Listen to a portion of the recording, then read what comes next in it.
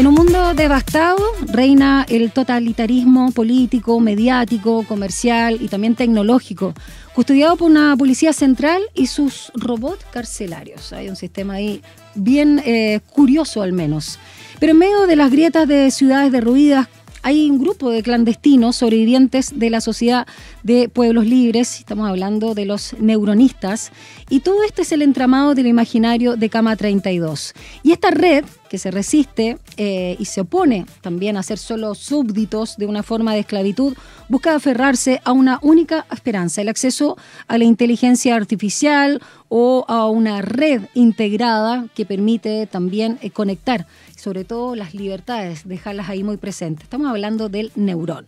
Y esto es lo que propone el imaginario que está presente en esta novela, nouvelle, como dicen los ciúticos, pero novela corta de Boris Kuercha, actor, director, guionista y escritor muy conocido, por supuesto. Y esta publicación que nos entrega Seibo Ediciones. Y hay cosas bastante interesantes porque uno puede hablar de, claro, ciencia ficción como género, la distopía, pero también está la esperanza, está el amor, está la traición. Y hay muchas cosas también de las que quiero conversar y te doy la bienvenida a Frecuencia Pública por Radio USACH, Boris Kuercha. ¿Cómo estás? Muy bien, muchas gracias por la invitación.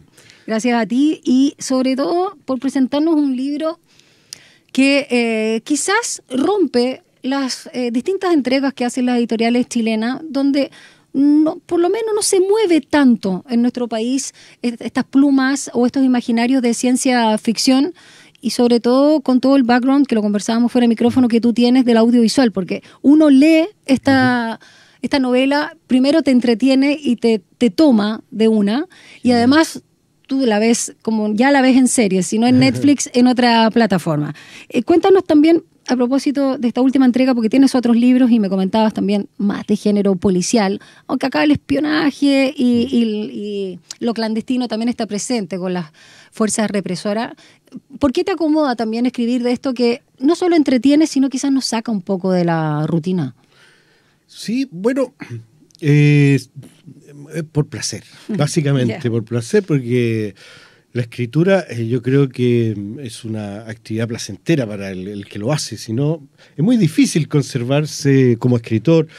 Yo ya llevo 5 novelas, si no hay un placer detrás de esto. El placer de construir mundo, y ocurre algo curioso, cuando uno construye mundo en el presente, sobre todo construye el mundo de relaciones de los personajes, va creando personajes con ciertas psicologías que al juntarse van sacando chispas, y eso es lo que va haciendo el motor de la novela. Ahora, cuando uno escribe ciencia ficción, además de crear esa psicología y esos personajes, va creando completamente el mundo que lo rodea. Entonces se vuelve más entretenido aún para escribir. Ahora, eso es por un lado que es más evidente y sencillo.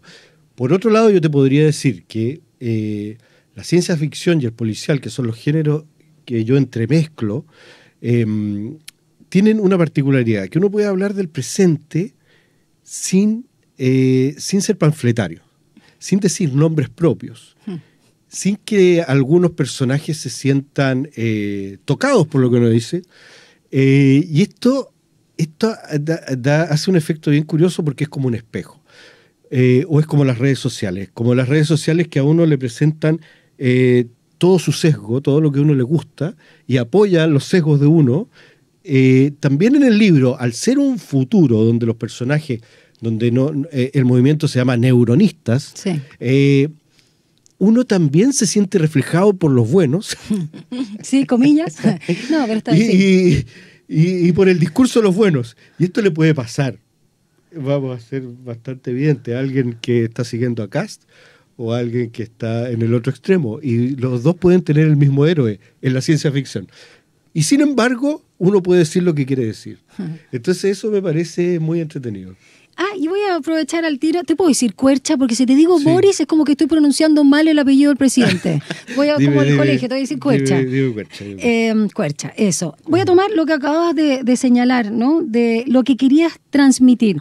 Cuando te abocas a la escritura de este 5º libro tuyo, Cama 32, ¿cuál era tu ruido interno? ¿Qué es lo que te movía de lo que estaba pasando o lo que no está pasando para decir, quiero proponer algo, una reflexión donde voy a usar un futuro que pareciera un poco lejano, apocalíptico, interesante, donde uno al tiro se pregunta a propósito de la primera frase del libro, lo de la última copia, de lo que es Neurón. Y al tiro te intriga. ¿Pero qué es lo que te movía a ti?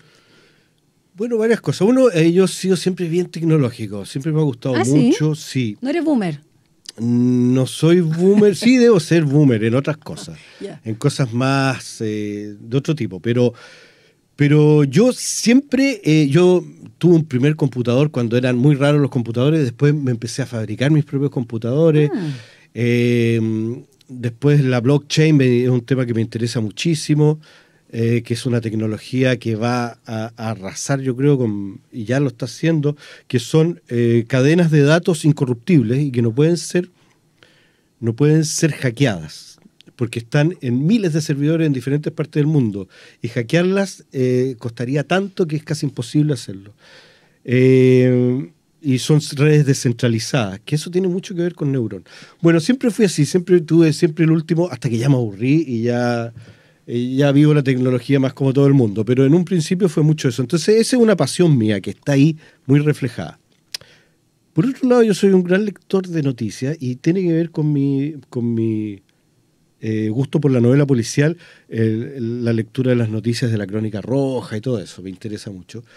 Y dentro de eso, claro, había algo que esta pulsión que tenemos por seguir a ciertos líderes y que finalmente esos líderes no son quienes dicen ser, y cómo el dogmatismo te ciega, cómo la masa se ciega, cómo muchas veces la masa es usada como carne de cañón con oscuros fines, etcétera, etcétera, etcétera. Todo esto que es tan propio de la política latinoamericana, y de las traiciones que a nivel político, de ciertas banderas de lucha que finalmente cuando se llega al poder se esconden, se guardan, se queman, se olvidan. Muy Guerra Fría como contexto también, ¿no? Sí, de los buenos y los malos. Sí, la novela siempre me gustó pensarla como estas novelas de espías de la Guerra Fría, antes de que cayera el muro de Berlín, donde... o estas películas de Hitchcock, tiene algunas de la Guerra Fría, donde nadie sabe quién es el otro, nadie sabe a qué están jugando, o los espías cubanos, qué sé yo, que es muy típico de los espías cubanos, que mandan una mujer que conquista al hombre, qué sé yo, y ahí le saca toda la información.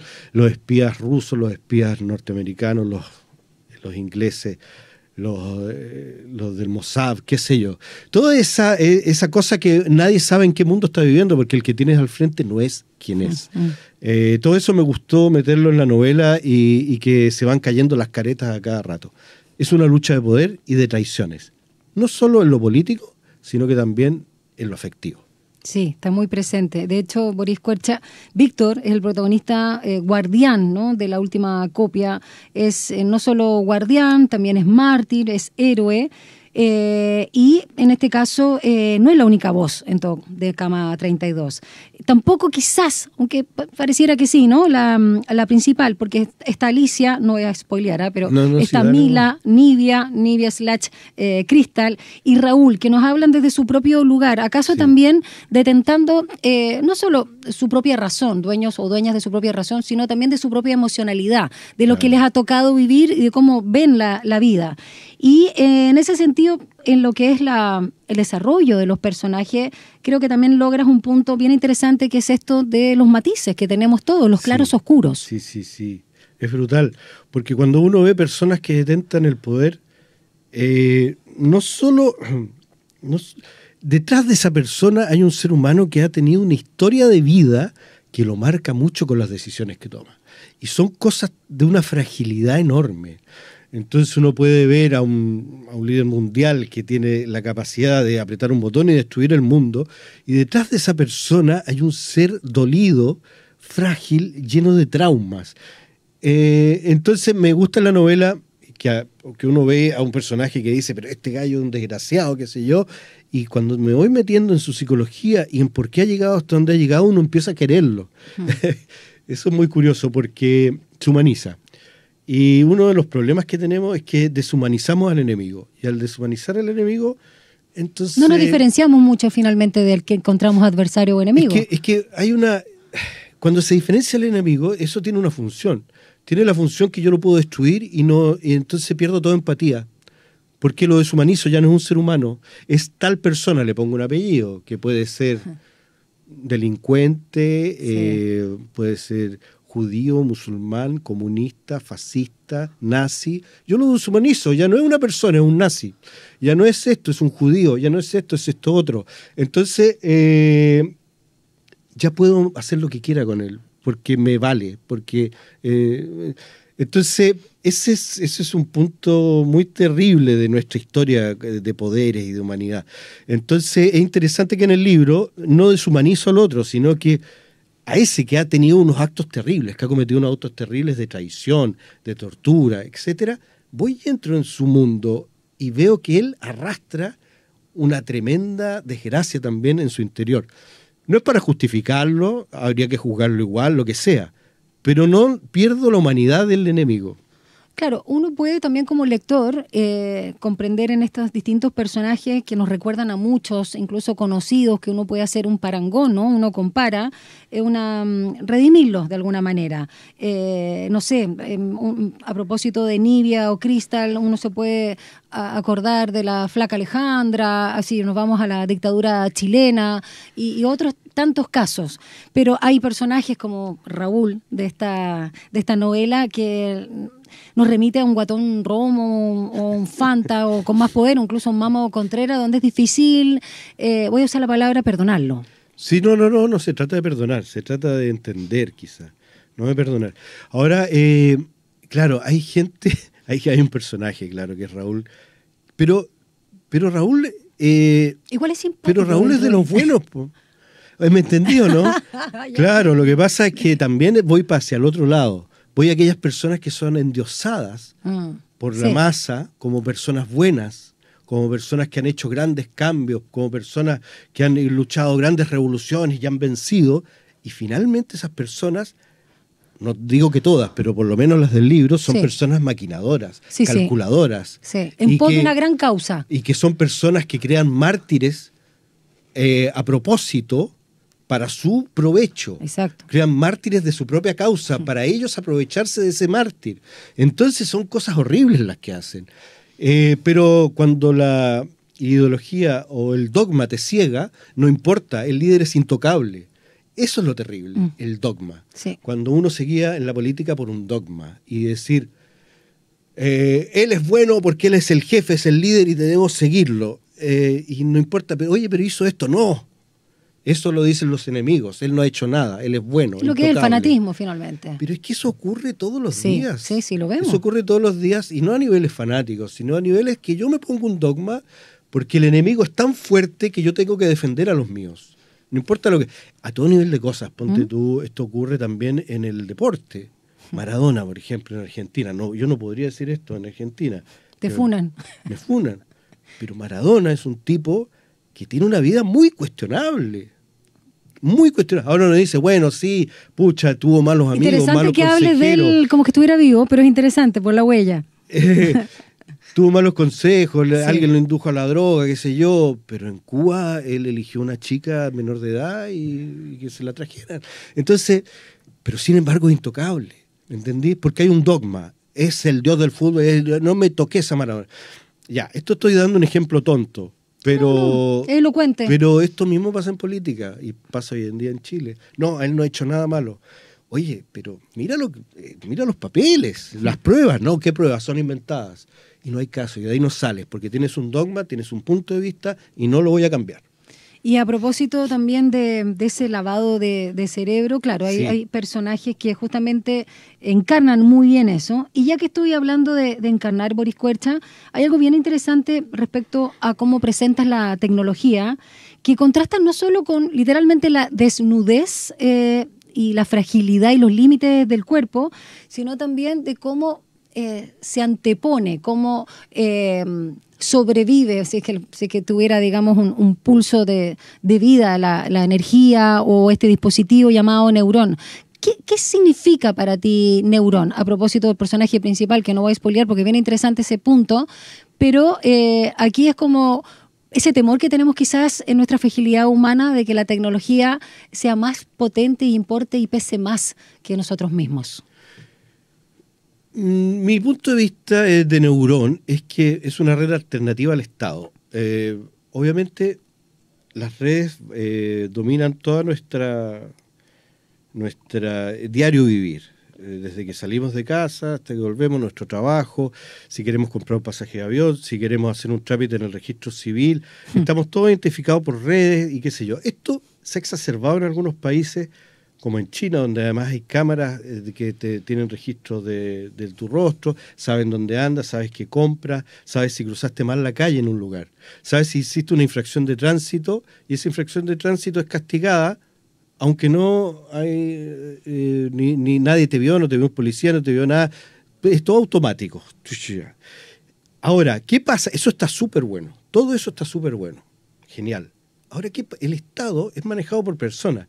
¿Qué pasa si el Estado es coaccionado por alguien y los poderes diferentes del Estado son unificados en una persona que se quiere mantener en el poder porque sí, porque tiene como finalidad última en su vida el poder? Y tiene a la mano esa red. Es terrible, ese es el mundo que imaginé un poco. Entonces, cuando pasa eso, va a haber gente en la clandestinidad que va a tener su red propia y va a vivir como parásitos dentro del Estado, usando su propia red, usando incluso sus propios servidores, metidos dentro de esos servidores, usando parte de su información, pero que se decodifica de otra manera, y es nuestra red propia, que nos permite abrir nuestros autos, tener billeteras propias personales, pagar y recibir pagos, tener una identidad y participar en una sociedad no siendo parte de esa sociedad. Es un poco complejo dicho así, pero la novela va mucho más liviano, diría yo, para que no se asuste la gente que no maneja la tecnología. Muy entretenida esta novela Cama 32, que nos está presentando Boris Quercia y que ha editado Seibo Ediciones, que me parece también muy interesante que se la juegue también por estas alternativas literarias, pero yo creo que tiene muchas capas. Es interesante la reflexión que está haciendo Boris Quercia, porque la verdad que más allá de lo entretenido, que está perfecto, porque necesitamos también eso, y del eres muy buena escritora. Yo nunca te había leído y dije, escribe muy bien. Muchas gracias. Y obviamente es te iba a decir una serie, no, una novela que es muy audiovisual. Reitero eso porque tú tienes también todos los códigos y es muy fácil también llevarla, como que está hecho ya el guión. Pero quiero también adentrarme en otra capa cuando tú hablas de esta resistencia del grupo clandestino con Neurón, ¿no? Y esta última copia que hay que hacerla, digamos, llegar a todos y que sobreviva.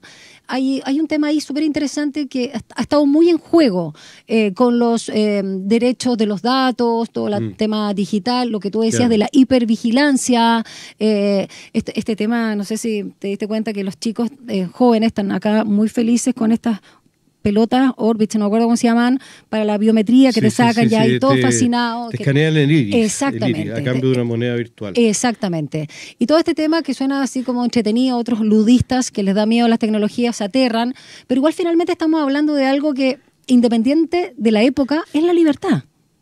Sí. Obviamente uno de los temas importantes de la novela es la libertad. Es la lucha por la libertad. Pero también como la lucha de la libertad se utiliza, se instrumentaliza, y es divertido porque se editó en Francia y la editorial francesa hace un playlist. Entonces me pidió un playlist. Y yo de playlist puse puros himnos de diferentes corrientes políticas. La internacional, pero en un coro cantado en Corea del Norte, por una orquesta enorme, en un estadio enorme en Corea del Norte, cantando la internacional. Un himno de unos libertarios en Estados Unidos, que creen en una sociedad sin ninguna ley, más que solamente Bitcoin.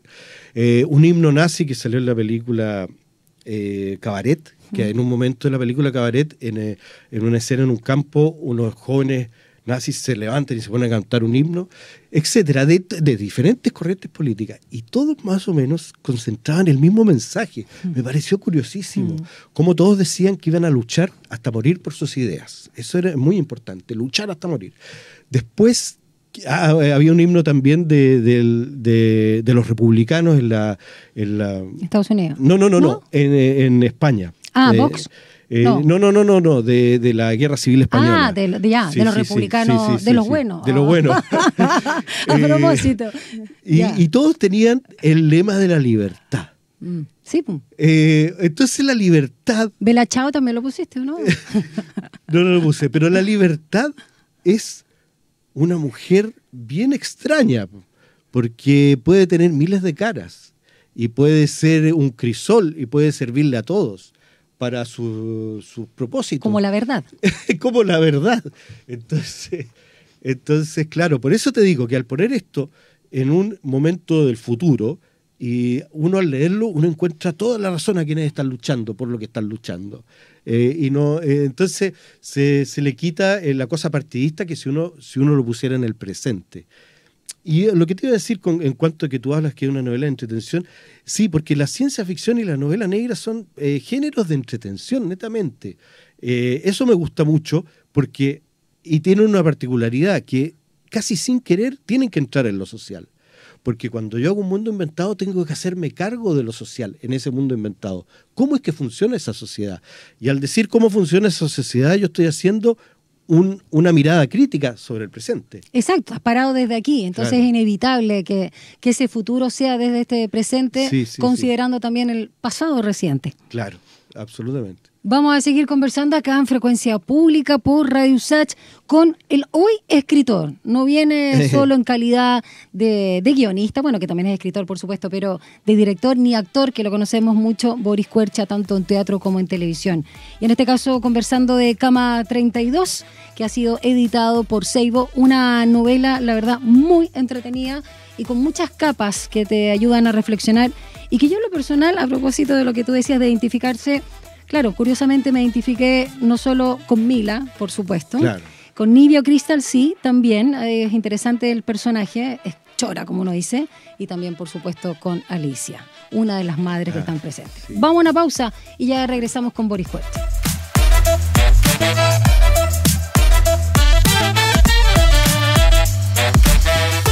Cama 32 es el nombre de la reciente novela de Boris Kuercha, editada por Seibo Ediciones, a quien siempre agradecemos todos los libros que nos envía a Radio USACH. Y es un libro que, como decíamos, tiene muchas capas en el tono, finalmente, de lo que es el género de ciencia ficción, pero también donde se ponen en cuestión conflictos no solo sociales, sino humanos, independiente de la época.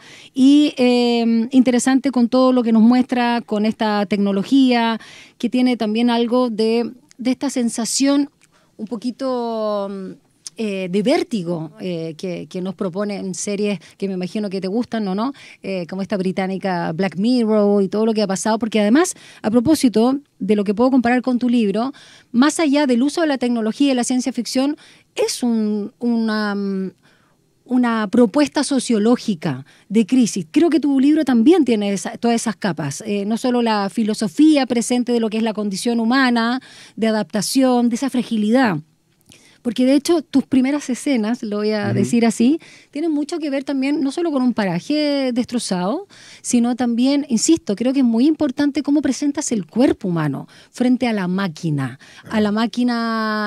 devoradora, donde uno que es amoral, no tiene moral, pero como está diseñada, hecha y utilizada por los seres humanos, tiene una connotación un poco macabra. Sí. Sí, porque es una herramienta. La máquina, la inteligencia artificial, toda la tecnología, son herramientas que se pueden usar para bien y para mal. Ahora, yo me cuestiono, porque en el libro anterior, en Electrocante, hay una frase que tienen los fabricantes de robots que dice... Electrocante es un robot, a propósito. Claro, en el libro anterior, sí. Claro. Pero los fabricantes, la fábrica mayor de electrocantes que hay, de androides, tiene un lema que dice: un mundo mejor no necesariamente es un mundo más humano. Y en esto hay una anécdota. Por ejemplo, gracias a la inteligencia artificial, en los call centers han mejorado mucho la calidad de vida de las personas que atienden en call center, en algunos call centers. Te voy a explicar por qué. En un call center, si a ti te pasa algo, ponte tú, te cortaron la luz, ya lleváis 5 días sin luz, llamáis al call center de la marca esa y le decís: mira, tal por cual, ¿hasta cuándo voy a estar? La persona que está al otro lado no es el dueño de la cuestión. Recibe todo Tiene que recibir toda tu carga humana porque tú eres un ser humano y estás herido y quieres venganza porque es humano, todas esas emociones. Reparación ante todo. Resulta que hay una inteligencia artificial que filtra y agarra la voz de ese hombre que está puteando al tipo del call center y al tipo le llega: hola, ¿qué tal? Buenos días, necesito que recuperar mi servicio de luz, por favor. Ah, muy bien, señor. ¿Cuál es su dirección? ¿Me entendí? Entonces, entre medio hay algo que no es humano, que es la inteligencia artificial, que filtra toda la mala onda humana y le quita toda emoción y va a lo concreto, a lo que realmente se necesita. Entonces, ¿hasta dónde nuestra humanidad exacerbada, nuestras emociones locas y que nos hacen ser humanos, en las que estamos tan orgullosos, influyen en los conflictos bélicos, en tantas cosas que quizás si no fuéramos tan humanos, sería mejor? Entonces, por eso está mi duda del libro anterior, que aquí continúa un poco. No necesariamente un mundo mejor es un mundo más humano. Y a propósito de eso, un mundo mejor, ¿cuánto también en ti y en tu imaginario, a propósito de todas las novelas que realizas, sobre todo en esta en particular, Cama 32, no sé, están escritores o plumas como la de Huxley en realidad, Mundo Feliz, o Philip K. Dick, exacto, sí. Pensando, o todos estos imaginarios, las gracias películas, Blade Runner, Mad Max y todo eso. Soy un discípulo, podría decir, no sé, es un tipo que estaba re loco, tenía esquizofrenia al final de sus días, creía que lo perseguían, que la CIA lo espiaba, que habían extraterrestres, terminó re mal. Era un tipo que escribía febrilmente, empezó haciendo cuentos y tiene miles de cuentos, tiene unas novelas exquisitas. Yo, obviamente, de niño leía mucha ciencia ficción, la clásica, y Asimov, que tiene toda una onda con los robots, y el decálogo de los robots y todo eso. Pero finalmente, el que realmente me siento yo como deudor absolutamente es Philip K. Dick, y que tiene esto, que es una novela absolutamente de entretención, la de Philip K. Dick, pero el mensaje social es inevitable, como decía. En la gran novela de él, Sueñan los androides con ovejas mecánicas, sí. Es brutal cómo empieza, cómo está la mujer del policía conectada a una máquina de emociones cuando él va saliendo de casa y él no le puede hablar porque ella está conectada ahí. Y todo eso se emparenta tanto a lo que nos pasa ahora con los celulares y todo esto. Es impresionante cómo adivinó el mundo un poco y las historias que cuenta, que está esto tecnológico pegado con lo humano. Bueno, como lo hizo también en su momento Julio Verne a propósito de esta visión, ¿no?, de mundo. Quiero volver al concepto entretenido porque muchas veces confundimos o creemos que lo entretenido es aséptico, o sea, está libre de ideas, de reflexión, de crítica o de otros aspectos que tienen que ver con el intelecto y también la emocionalidad humana. Es como que a veces creemos que la entretención es un paréntesis al conflicto interno, que sí, también lo puede ser, que es solo un punto de fuga, pero como es un punto, igual te lleva a un lugar. ¿Qué es para ti también la entretención y sobre todo viniendo de un mundo de creación en los distintos lugares, frente y detrás de cámara? Sí, yo creo que se han hecho compartimentos, como diciendo esto es serio, esto no es serio. Exacto. Y creo que no existen esos compartimentos. Creo que ponte tú Molière, cualquier obra de Molière tiene un tremendo contenido de crítica social. Y son comedias donde la gente se moría de la risa viéndola. Pero hay como una élite cultural que le tiene miedo a eso, son muy aburridos y son muy unidos entre ellos y muy cerrados. Entonces hay cosas que no pueden entrar dentro de la gran cultura. Y eso pasa en todo tipo, la literatura, en el cine, en esto, en lo otro. No, de aquí, este es el límite, lo vamos a poner nosotros. Tenemos el sartén por el mango y este es nuestro límite. Nosotros somos los artistas, ustedes están afuera. Es ridículo. Y es muy aburrido, porque hacen cosas muy aburridas y se las leen entre ellos y se felicitan y se premian entre ellos también. Es muy genial, lo pasa muy bien. Pero yo no creo en esos límites. Yo creo que entre el cine trágico, el cine de comedia, el cine, es lo mismo, son comunicaciones, son cosas de entretención básicamente, que son más reflexivas, menos reflexivas, que tienen un mensaje filosófico o no. Pero obviamente en todo hay algo y de lo que se puede sacar, y en todo hay comunicación humana. Somos humanos hablándole a otros humanos. Y a propósito de esas clasificaciones y etiquetas o reduccionismo, ¿qué te pasa también a ti como autor? Porque Boris Kuercha, uno sabe, ¿no? Sobre todo teatro, imposible diferenciarte de una de las mejores obras de nuestro país, junto con La Pérgola y otras tantas, como es La Negra Estéreo. Te vi tantas veces en la estación Mapocho. No tenemos tanta diferencia, pero igual te veía en mi época universitaria, ¿no? Ahí con todo el tema del personaje de Roberto Parra, y espectacular, y la música y el desplante. Y tú también has estado siempre como la impronta, desde el humor también, desde una expansión, desde este imaginario de un chileno, digamos, entre pillo, entre fiestero, sufrido también, la tragicomedia chilena, ¿no? Y ahora cuando te empiezas a posicionar, ¿y cuánto te has ido posicionando también? ¿Cómo es tu llegada? No solo con las editoriales, sino con lo más importante, las y los lectores, como escritor neto.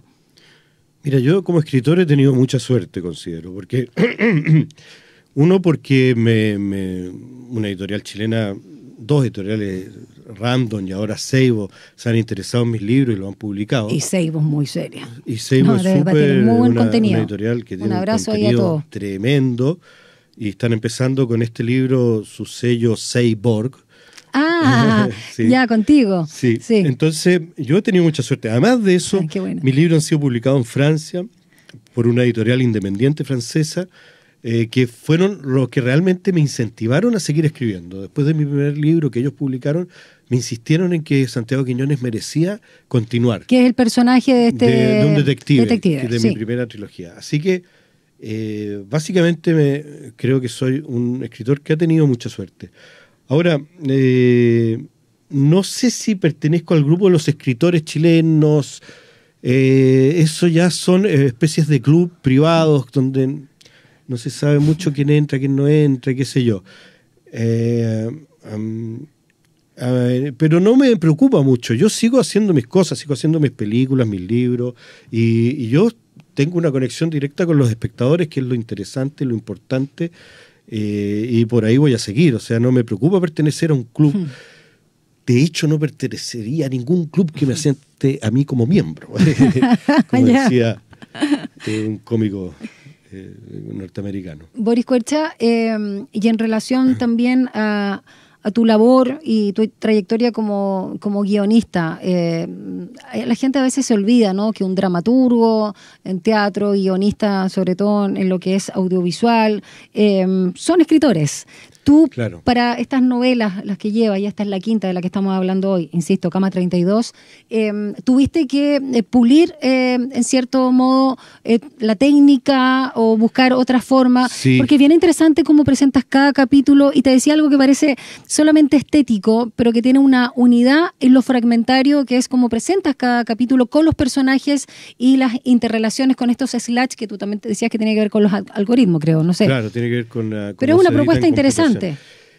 Sí, obviamente tuve que hacer un viaje de escritura de guión hacia la literatura, donde quedaron rastros de los guiones. Uno de los rastros que queda, yo creo, en la literatura es una especie de descripción concreta de las cosas, sin adornar tanto. Porque cuando uno escribe un guión, uno lo que le está dando son instrucciones a todo el equipo, al equipo de arte, al equipo de luz, a los actores. Entonces, cuando uno describe una escena, está haciendo más bien un mapa técnico de lo que está ocurriendo. Como una escaleta y Claro, sí, sí. Claro, entra el personaje, lleva en su mano tal cosa, se sienta, mira solapadamente. Son indicaciones súper concretas. Ahora, esas indicaciones concretas en la mente del espectador van cobrando vida, y cada espectador puede hacer su propia película. Yo creo que sí, que en la literatura hay una heredo cosas de los guiones.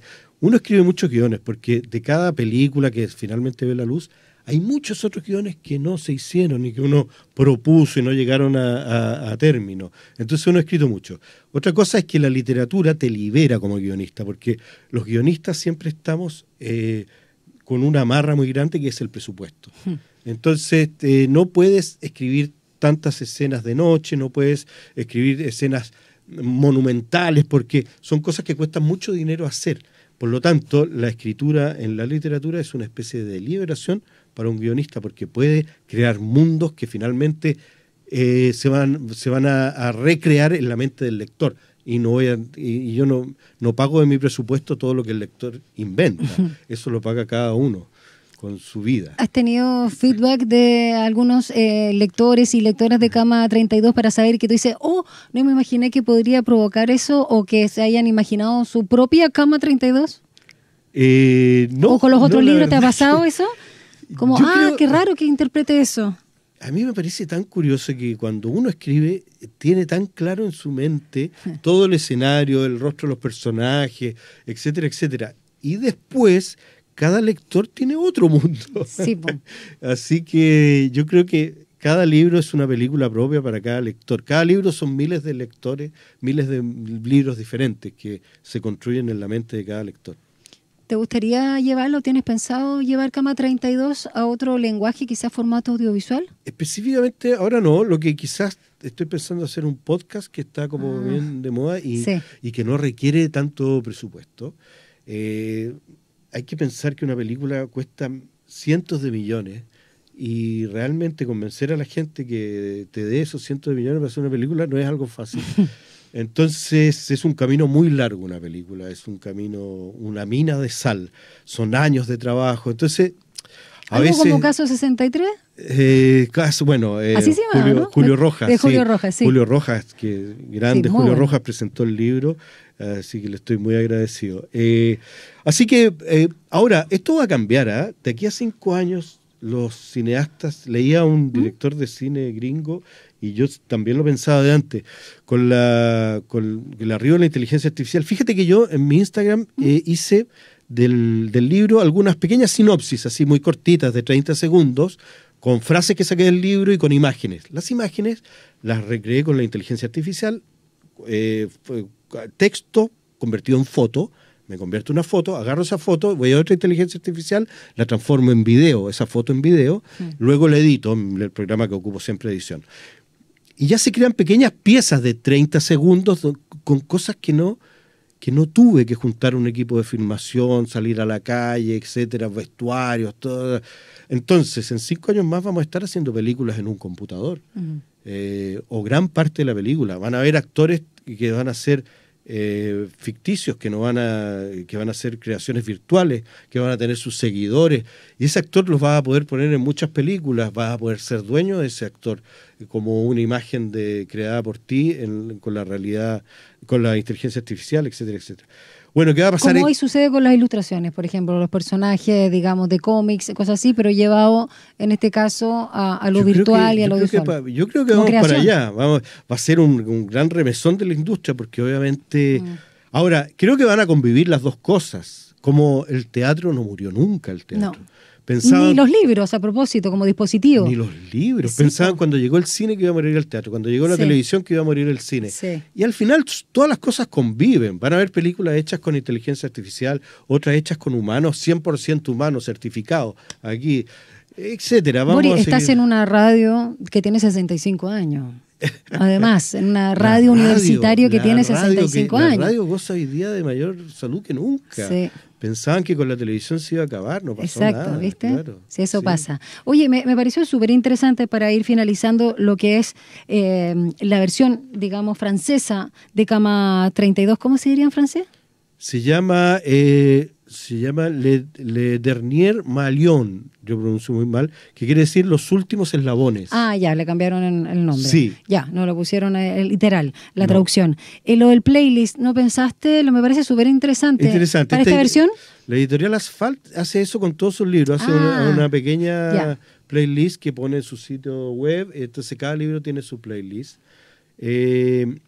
No, aquí en Seibo no pensamos hacer eso, pero es entretenido porque se conecta también con con las redes, la lectura se conecta con las redes. Es interesante cómo Instagram, por ejemplo, está lleno de lectores de libros que comparten lo que piensan de los libros, grupos de lectura, gente que hace críticas de libros. Y los influencers en YouTube también, booktubers que se llaman. Claro, es interesante cómo la tecnología no mató al libro, sino que es parte de la difusión de los libros. Lectores van a existir siempre, porque el que descubrió el placer de la lectura sabe que ahí hay un mundo enorme que otros se los están perdiendo. Doy fe de eso. Sí. Muchas gracias por acompañarnos, Boris Cuercha, en este caso invitado como escritor, autor de Cama 32, publicado por Editorial Seibo, y un placer conversar contigo y sobre todo leerte. Muchas gracias. Que te vaya muy bien. Nosotros continuamos con música acá en Frecuencia Pública.